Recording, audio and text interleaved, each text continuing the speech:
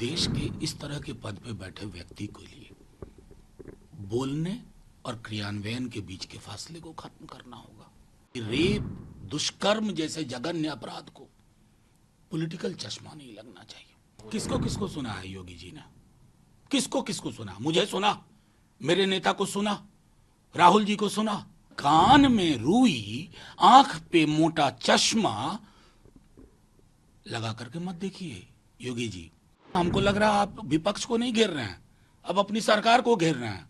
जो प्रधानमंत्री का बयान है उसको कोलकाता में हुई घटना से भी जोड़ा जा रहा है, क्या कहना है आपका? देखिए, प्रधानमंत्री जी ने जो कहा, मुझे बता दीजिए देश में कोई भी एक आदमी उनसे अलग राय रखता हो, कोई भी एक आदमी। लेकिन क्या है ना कि देश के इस तरह के पद पे बैठे व्यक्ति के लिए बोलने और क्रियान्वयन के बीच के फासले को खत्म करना होगा। मणिपुर के विजुअल्स क्या प्रधानमंत्री जी ने नहीं देखे होंगे? क्या उनकी आंखों से नहीं गुजरा होगा? क्या हाथरस में क्या हुआ?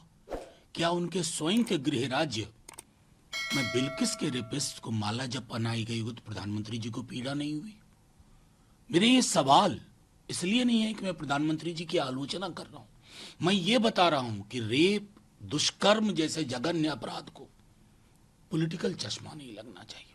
चाहे कलकत्ता हो या हाथरस हो या बिल्किस हो या फिर मणिपुर हो। मुझे दुख के साथ कहना पड़ता है कि इवन रेप डिवाइड्स अस।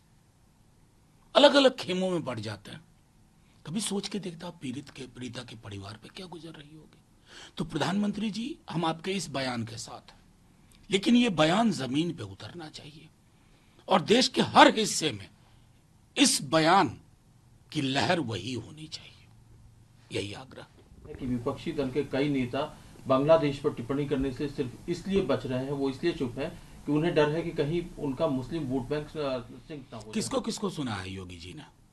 किसको किसको सुना? मुझे सुना, मेरे नेता को सुना, राहुल जी को सुना।